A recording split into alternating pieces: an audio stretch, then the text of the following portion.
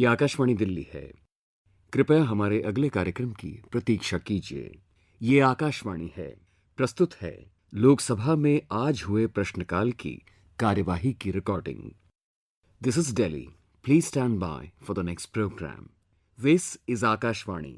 We now bring you a recording of today's proceedings in the question hour of the Lok Sabha. माननीय सभासदों, माननीय अध्यक्ष जी,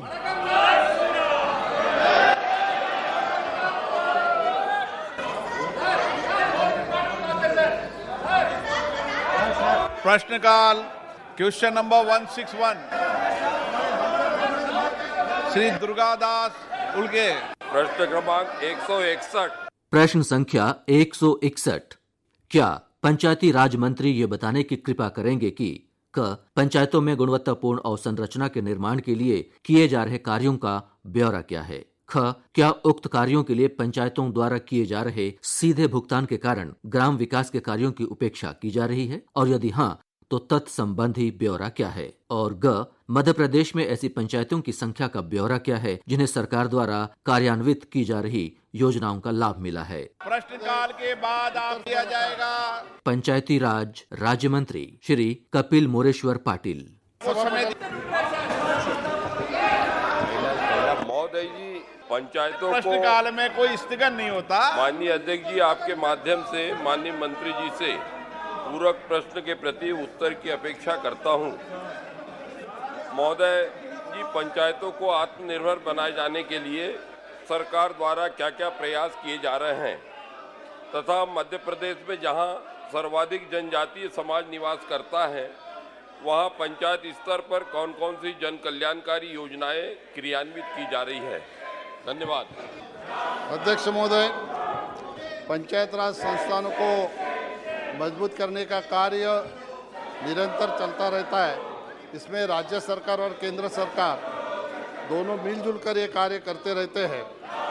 राज्य पंचायत ये राज्य सरकार का विषय है, इसलिए राज्य सरकार के माध्यम से पंचायतों को जितने ज़्यादा अधिकार दिए जाते हैं उतना ही उनका निष्पादन अच्छी तरह से होता है। हमारे मंत्रालय के माध्यम से केंद्रीय वित्त आयोग और संशोधित राष्ट्रीय ग्राम स्वराज अभियान के माध्यम से पंचायतों को सक्षम करने के लिए पंचायत राज मंत्रालय राज्यों के साथ मिलकर प्रयास करते रहते हैं और बढ़ावा देते रहते हैं। राष्ट्रीय ग्राम स्वराज अभियान के माध्यम से क्षमता निर्माण के लिए पंचायतों के निर्वाचित प्रतिनिधियों की 2 बार ट्रेनिंग दी जाती है। ओरिएंटेशन प्रबोधन का ट्रेनिंग दिया जाता है तथा 2 साल के अंदर रिक्रिएशन यानी पुनश्चर्या के लिए भी प्रबोधन किया जाता है ताकि प्रभावी ढंग से पंचायतों में चुन के आए वो जनप्रतिनिधि है वो अपना कार्य कुशलता से करे। राष्ट्रीय ग्राम स्वराज अभियान के माध्यम से पंचायतों को पंचायत भवन निर्माण के लिए और जिस पंचायत में कंप्यूटर नहीं है उसको कंप्यूटर देने के बारे में भी इसमें प्रावधान है। केंद्रीय वित्त आयोग के अनुदान के माध्यम से अनुसूची में शामिल 29 विषयों के तहत आवश्यक कई बुनियादी सुविधाएं हैं। उस सुविधाओं का काम किया जाता है, जैसे कि पेयजल आपूर्ति, स्वच्छता, सीवरेज, ऐसे काम वित्त आयोग के माध्यम से किए जाते हैं।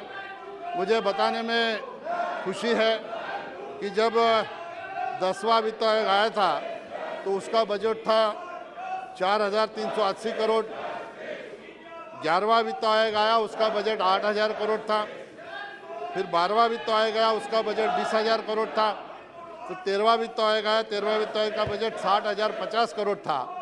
देश में सत्ता परिवर्तन हुआ और देश में मोदी जी के नेतृत्व में सरकार आई और पंचायतों को सक्षम करने के लिए मोदी जी के नेतृत्व में निर्णय लिया गया और 14 वित्त आयोग में 2,292 करोड़ रुपए का प्रावधान पंचायतों को सक्षम करने के लिए किया गया और 2021 से 26 के लिए 15 वित्त आयोग आया, उसके अंतरिम 20-21 के लिए 60,750 करोड़ रुपए का प्रावधान किया गया और 21 से लेकर 26 तक 2,36,000 करोड़ का प्रावधान किया गया।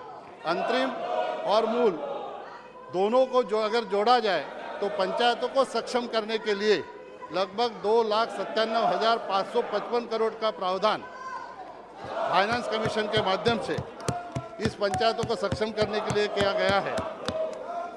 माननीय सदस्य ने मध्य प्रदेश के बारे में जनजाति के विषय में उन्होंने एक सवाल पूछा है। मैं माननीय सदस्य को आपके माध्यम से शाश्वत करना चाहूँगा कि संविधान के 90वें प्रावधान के तहत पंचायत स्तर के सभी प्रकार की जन कल्याणकारी योजनाओं को क्रियान्वयन करने की जिम्मेदारी ये राज्य सरकार की है। केंद्र सरकार की प्रमुख योजनाओं की सूची मैं माननीय सदस्यों को दूंगा। हाल ही में हमारे मंत्री जी ने सभी राज्य सरकार को पत्र लिखा है, उनमें उन्हें विनती की है कि सभी ग्राम सभाओं को सक्षम करके केंद्र सरकार की जितनी भी योजना है वो गांव तक जाने के लिए जिला पंचायत के माध्यम से गांव को जागृति लाने के लिए काम करे, ताकि जनजाति समाज के लिए जो योजना है वो उन तक पहुंचाने का काम करे। हाँ जी, मेरा पूरक प्रश्न है कि जनजाति क्षेत्र में पंचायतों को क्या क्या विशेष अनुदान प्रदान किया जा रहा है जिससे जनजाति क्षेत्रों को लाभ प्राप्त हो सके। धन्यवाद। अध्यक्ष महोदय, देश में जनजातीय आबादी के विकास के लिए सरकार के कई मंत्रालय, जैसे हाल ही में जनजाति मंत्रालय के माध्यम से इसी हाउस में उत्तर दिया गया था कि केंद्र सरकार के 42 ऐसे मंत्रालय हैं जो जनजाति के लिए काम करते हैं। जैसे शेड्यूल ट्राइब कंपोनेंट के माध्यम से निधियों का आवंटन किया जाता है। इसमें अपने अपने मंत्रालय के माध्यम से निधियों का आवंटन होता है। राज्यों के सभी पंचायतों के विकास के लिए हर एक मंत्रालय उनके विकास के लिए निधि का आरक्षित करना ये जरूरी समझ के उसका आरक्षण करते रहता है। जैसे हमारे मंत्रालय के माध्यम से जनजाति क्षेत्र में विकास के लिए 83 करोड़ 51 लाख रुपए का प्रावधान किया है। जनजाति कार्य मंत्रालय के माध्यम से जनजाति क्षेत्र के पंचायतों के विकास के लिए कई ऐसी योजनाएं हैं जो अनेक मंत्रालय के माध्यम से कार्यान्वित होती है। सम्माननीय सदस्य के जानकारी के लिए मैं 2-4 ऐसी योजना बताऊंगा। जैसे प्रधानमंत्री आदि आदर्श गांव योजना है, संविधान अनुच्छेद के तहत अनुदान 275(1) का प्रावधान है। विशेष रूप से कमजोर जनजातीय समूहों के लिए पीवीटीजी का विकास करना है। अनुसूचित जनजाति कल्याण के लिए कार्य शैक्षिक संगठनों को सहायता अनुदान है। ऐसी कई योजनाएं हैं। अगर मंत्री जी सम्मानीय सदस्य मुझे मिलेंगे तो उनको मैं निश्चित तौर पर जानकारी दूंगा। धन्यवाद। Question number 162 Shri Rajmohan Unnithan. प्रश्न संख्या 162। क्या ग्रामीण विकास मंत्री ये बताने की कृपा करेंगे कि वर्ष 2021-22 के दौरान केरल राज्य के लिए प्रधानमंत्री आवास योजना PMAY के अंतर्गत संशोधित लक्ष्यों की तुलना में निर्धारित वास्तविक लक्ष्य क्या हैं? लक्ष्यों में संशोधन किए जाने के क्या कारण हैं? क्या केंद्र सरकार को इस बात की जानकारी है कि देश में विशेषकर केरल राज्य में PMAY संबंधी लक्ष्यों के अंतर्गत अल्पसंख्यक और सामान्य श्रेणियों को अलग कर दिया गया था, जिसके कारण उक्त लक्ष्यों को प्राप्त नहीं किया जा सका? यदि हाँ, तो तत्संबंधी ब्यौरा क्या है और इसके क्या कारण हैं? क्या ये सुनिश्चित करने के लिए आवश्यक कदम उठाए जाएंगे कि अल्पसंख्यकों को सामान्य श्रेणी से अलग न किया जाए, और यदि नहीं तो इसके क्या कारण हैं? और क्या इस PMAY योजना को आगामी वर्षों तक जारी रखा जाएगा, और यदि हाँ तो इसके क्या कारण हैं? माननीय मंत्री जी। ग्रामीण विकास मंत्री पटल पर रखा हुआ राजमोहन उन्नीथन। क्वेश्चन नंबर 163 श्रीमती रीता पाठक। प्रश्न संख्या 163। क्या कृषि और किसान कल्याण मंत्री ये बताने की कृपा करेंगे कि क्या सरकार का देश में जैविक उर्वरकों के उत्पादन और खाद्यान्नों की जैविक खेती को बढ़ावा देने के लिए किसानों को प्रोत्साहन देने का विचार है? यदि हाँ तो तत्संबंधी ब्यौरा क्या है, और यदि नहीं तो इसके क्या कारण हैं? इस संबंध में सरकार द्वारा चलाई जा रही योजनाओं का ब्यौरा क्या है और इसके अंतर्गत कितने किसानों को सहायता प्राप्त हुई है?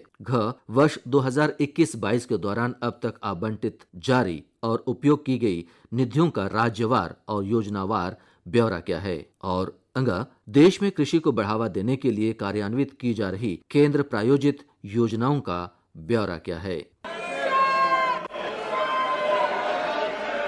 बहुत धन्यवाद करती हूँ सम्मानीय अध्यक्ष महोदय। अध्यक्ष महोदय, मैं आपके माध्यम से माननीय कृषि और किसान कल्याण मंत्री जी से ये पूछना चाहती हूँ कि क्या हमारी सरकार का देश में जैविक उर्वरकों के उत्पादन और खाद्यान्न की जैविक खेती को बढ़ावा देने के लिए किसानों को प्रोत्साहन देने का कोई विचार है क्या? और इसमें ऐसी कितनी योजनाएं जोड़ी गई हैं जिसमें हमारी जैविक खेती को लेकर हमारे किसान भाइयों को आगे आने वाले समय में और उनकी खेती में फायदा होने वाला है? कृषि और किसान कल्याण राज्य मंत्री श्री कैलाश चौधरी। माननीय अध्यक्ष महोदय जी, जैसा कि माननीय सदस्य जी ने प्राकृतिक खेती और जैव उर्वरक पर प्रश्न किया है, भारत सरकार के द्वारा ये लगातार प्रयास रहा है कि प्राकृतिक खेती और ऑर्गेनिक को बढ़ावा दिया जाए, और निश्चित रूप से 2015-16 के बाद में इसके ऊपर विशेष बल दिया गया, और उसका परिणाम ये रहा कि प्राकृतिक खेती का एरिया भी लगातार बढ़ा है। और नेचुरल फार्मिंग की जो पद्धति है वो एक बहुत अच्छी पद्धति है, जिसमें किसानों को जीवामृत, बीजामृत, घन जीवामृत के माध्यम से भी किसान खेती करता है। और प्राकृतिक खेती के अंदर हमने एक अपना अभी नया मिशन भी प्रारंभ किया है, जिसमें natural farming on natural farming का है। इस प्राकृतिक खेती के अंदर मैं आपको ये बताना चाहूँगा कि नमामि गंगे का जो क्षेत्र है, जिसमें 5 किलोमीटर का जो क्षेत्र है उसको उसके अंदर लिया गया है, और ICAR के द्वारा भी इसमें एक सिलेबस के अंदर भी इसको डाला गया है कि सिलेबस के अंदर नेचुरल फार्मिंग को किस तरह से बढ़ाया जाए। और उसके अंदर कृषि विज्ञान केंद्र है, उनके अंदर विशेष क्लस्टर के रूप में भी उनको तय किया गया। कुछ कृषि विज्ञान केंद्रों को, उन कृषि विज्ञान केंद्र के जो साइंटिस्ट हैं उन साइंटिस्टों को भी प्रशिक्षित किया जा रहा है। और इसके साथ ही हमारे जो सिलेबस के अंदर 40 ऐसे पाठ्यक्रम को भी उसमें अंदर डाला है, और इसको लेकर हमने लक्ष्य भी निर्धारित किए हैं। इसका बजट भी का भी प्रावधान किया गया है, जिसमें लगभग 2481 करोड़ का अलग से बजट प्रावधान किया गया है। और इसमें मैं आपको ये भी बताना चाहूँगा कि इसको जिस तरह से फर्टिलाइज़र या जिस तरह से उसमें खाद्य के अंदर खाद के रूप के अंदर भी इसमें 25 जैविक उर्वरकों के इकाइयों का भी तय किया गया है। इसके अंदर जो इकाइयाँ लगाते हैं उनको सब्सिडी का भी प्रावधान किया गया है, ताकि इसके ऊपर ज़्यादा बल देकर और इसके ऊपर ज़्यादा से ज़्यादा प्रयास किया जा सके। अध्यक्ष महोदय, मैं आपके माध्यम से भी पूछना चाहती हूँ कि क्या सरकार ने देश के युवाओं को जैविक खेती के प्रति आकर्षित करने एवं उसके फायदे को ध्यान में रखते हुए मूल शिक्षा नीति में जैविक खेती से संबंधित कोई पाठ्यक्रम जोड़े जाने की योजना बनाई है? यदि है तो मध्य प्रदेश के साथ देश के अन्य प्रदेशों की क्या स्थिति है? अध्यक्ष महोदय। अन्य अध्यक्ष महोदय जी, क्योंकि नेचुरल फार्मिंग वैसे तो अपने परंपरागत कई वर्षों से किसान करता आया है, लेकिन बीच में जिस तरह से पेस्टिसाइड और दूसरी खाद के ऊपर किसान जाने लगे, लेकिन 2014 के बाद 15-16 के बाद में जिस तरह से इसके ऊपर काम किया गया, और अभी जैसा कि नेचुरल फार्मिंग जिसमें बीजामृत है, घन जीवामृत है, उसके ऊपर विशेष ध्यान देकर और काम किया गया, जिसमें हमारा लगातार क्षेत्रफल और एरिया भी बढ़ता जा रहा है। और इसको ध्यान में रखते हुए आज कृषि विज्ञान केंद्रों के अंदर ट्रेनिंग भी दी जा रही है, और विशेषकर इसके लिए जो हमारे साइंटिस्ट हैं उनको भी ट्रेनिंग दी जा रही है। और सिलेबस के अंदर जो मैंने जैसा पहले अपने जवाब में बताया है कि सिलेबस है उसके अंदर भी डाला गया और उसके 40 पाठ्यक्रमों के अंदर पाठ्यक्रम बनाए गए ताकि अधिक से अधिक हमारे युवा हैं वो भी इसको सीख सके और नेचुरल फार्मिंग के ऊपर काम कर सके। और इसी के साथ में लगभग हमने 7100 ऐसे स्टूडेंट हैं जिनको भी हमने अलग से ट्रेनिंग दी है ताकि वो मास्टर ट्रेनर के रूप में जाकर अलग अलग गांवों के अंदर जाकर किसानों के खेत में जाकर भी वो ट्रेनिंग दे सके। और साथ ही वो साइंटिस्ट हैं जिनको भी अलग अलग हमारे लगभग 20 ऐसे अखिल भारतीय स्तर पर प्रोजेक्ट भी चयन किए गए हैं ताकि उनके ऊपर रिसर्च करके भी रिसर्च किया जाए और निश्चित रूप से इसके अच्छे परिणाम आ रहे हैं। और इसके परिणाम के स्वरूप ही ऑर्गेनिक और नेचुरल फार्मिंग के अंदर उत्पादन में भी कई ऐसी क्रॉप आई है जिनके अंदर हमें यील्ड में भी वृद्धि दिखाई गई है। तो इसके ऊपर विशेष बल हमारी सरकार की ओर से प्रयास किए जा रहे हैं और नया पाठ्यक्रम है उसमें भी हमने शामिल किया है। सुनील कुमार पिंटू।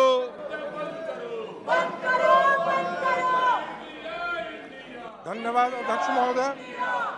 माननीय मंत्री जी ने विस्तार से प्रश्न का जवाब दिया है, उसके लिए मैं माननीय मंत्री जी को भी धन्यवाद देता हूं।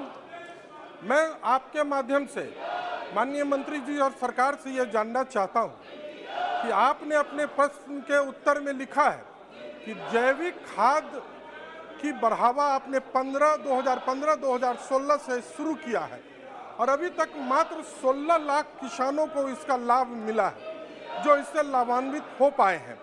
क्या सरकार आने वाले दिनों में और कब तक कोई एक टाइम हो कि जिससे जैविक खादों पर हमारे पूरे देश के किसान आत्मनिर्भर हो सके और विदेश से मंगाने वाले हम फर्टिलाइजर पर से पूरी तरह अपने आप को मुक्त कर सके, ऐसी कोई योजना सरकार के पास है कि जैविक खाद को ही बढ़ावा देकर हम देश के पूरे किसानों को विदेशी खाद्यों से मुक्ति दिला सके? ऐसी कोई योजना है तो सरकार पूरे विस्तार से बतलाने का कष्ट करें। इसमें मेरा कहना है कि जो प्राकृतिक खेती का जो मिशन हमने अभी प्रारंभ किया है उस मिशन के अंदर इन सारी चीज़ों को इंक्लूड किया गया है ताकि हमारे जो जैविक खाद है वो जो नेचुरल फार्मिंग है चाहे जैविक खाद है उसके जो प्रोजेक्ट जो लगाता है उनको भी सब्सिडी का प्रावधान किया गया है ताकि वो अधिक से अधिक सब जगह लगे। और मुझे बताते हुए प्रसन्नता भी है कि ये एरिया भी जो ऑर्गेनिक का जो जिस तरह से क्षेत्रफल है वो भी लगातार बढ़ा है। और मैं आपको बताऊं कि जिस तरह से हमारी जो क्षेत्रफल है उसके अंदर लगातार वृद्धि हुई है और क्षेत्रफल है जो पहले इसका एरिया था 10 लाख 11-12 लाख लगभग हेक्टर एरिया था जो बढ़कर अभी 59 लाख हुआ है। यानी कि 2014-15 में जो एरिया था वो 11,84,000 लाख हेक्टर था जो बढ़कर 59 लाख हेक्टर हुआ है। एरिया बढ़ा है और इसके साथ ही साथ हमारे जो केमिकल के अंदर जो होता है केमिकल के अंदर भी कमी आई है। जैसा कि पहले जो 2013-14 तक जो केमिकल का उपयोग जिस तरह से होता था पेस्टिसाइड का वो लगभग 58,613 टन होता था जो घटकर अभी 51,51,597 यानी कि लगभग 6,000 टन पेस्टिसाइड का भी उपयोग देश में कम हुआ है। तो मैं निश्चित रूप से कह सकता हूं कि इसका इम्पैक्ट है वो जो भी जब हम नेचुरल फार्मिंग और ऑर्गेनिक की खेती के ऊपर बढ़ावा दे रहे हैं तो उसकी वजह से हमारे पेस्टिसाइड में भी देश भर में कमी आई है। श्री टी.आर. बालू जी, सदन की कार्रवाई आज 2 बजे तक के लिए स्थगित की जाती है। अभी आप लोकसभा में आज हुए प्रश्नकाल की कार्यवाही की रिकॉर्डिंग सुन रहे थे। ये प्रसारण आकाशवाणी के दिल्ली केंद्र से किया गया। You had been listening to a recording of today's proceedings in the question hour of the Lok Sabha. This broadcast came to you from the Delhi station of Akashvani.